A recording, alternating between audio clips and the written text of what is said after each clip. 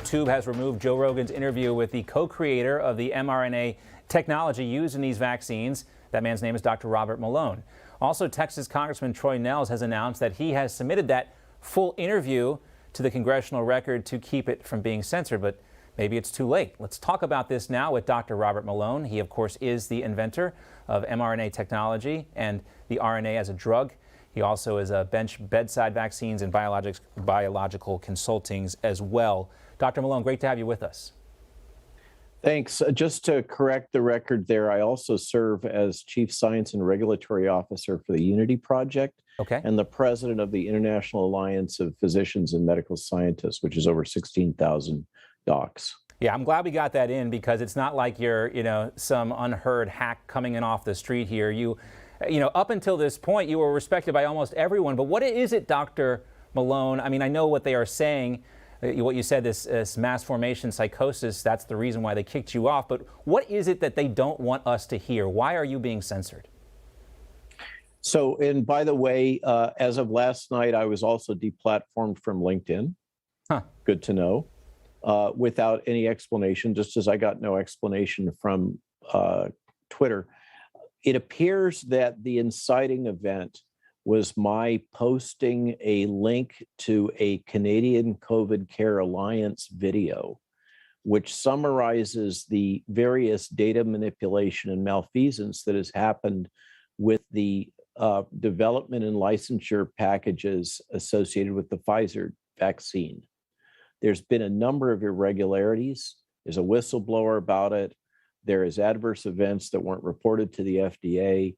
There's rampant data misrepresentation and manipulation. And we've all known about that in my space and talked about it for many months.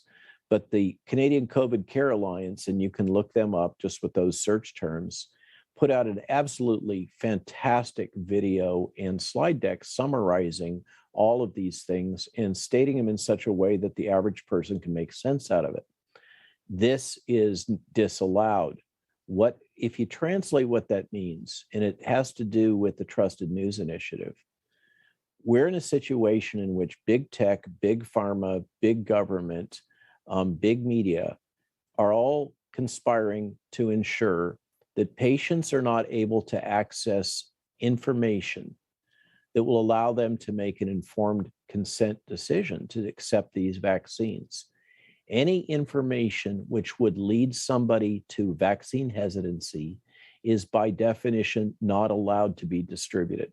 So what that means is when you take a vaccine, you have to make an informed decision to accept it. This is the Nuremberg Code, Helsinki Accord, Belmont Report, and what we call the common rule in federal law.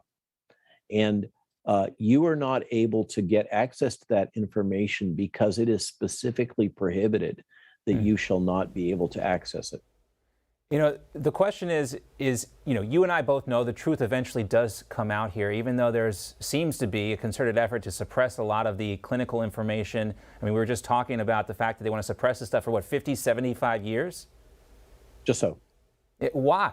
I mean, and how is that even legal, considering we're all basically being mandated to take these vaccines? It's not legal. This gets to my point that I made on Rogan, is the government has gone rogue. And what can explain that? This has been one of the great conundrums. How can you explain this rogue behavior on the part of governments, World Health Organization, et cetera, across the globe? And this is the importance of Matthias Desmet's insight into mass formation. And it's not just Matthias. There have been many books written about this for decades.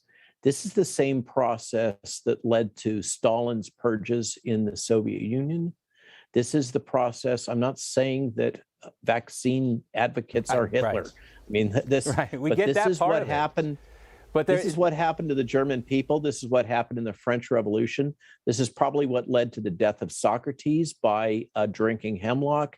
And many people that are grounded in religious theology note the parallelism between the situation confronted by Jesus Christ historically and the trajectory of what he was subjected to. He had full knowledge that he would be crucified. That's a core part of that story. I'm not in any way saying that myself, Peter McCullough, or anybody else is Jesus Christ. There is only one Jesus Christ.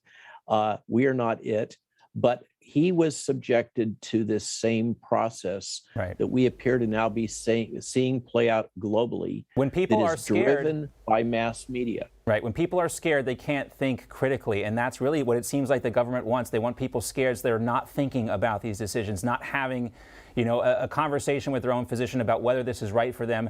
They want this one-size-fits-all solution, but we do see people standing up. So Dr. Malone, one version of that. Can we pick this up another time? Because I only have 30 seconds left, and I hate to cut you off. This is, I got a commercial break to get to here, but we will definitely have you back. So much more to talk about here. It's been a pleasure speaking with you right now, and we'll do this again in the near future. We do have to run. We apologize about that, but thank you for your time, sir. All right, Dr. Robert Malone, I could talk to him all day, and we will have him back. All right. You just watched Newsmax TV, America's fastest growing cable news channel, now in more than 70 million homes. You can get Newsmax TV on your cable system or check your cable guide. And if your system doesn't carry Newsmax, call them, tell them you want Newsmax TV, because we're real news for real people.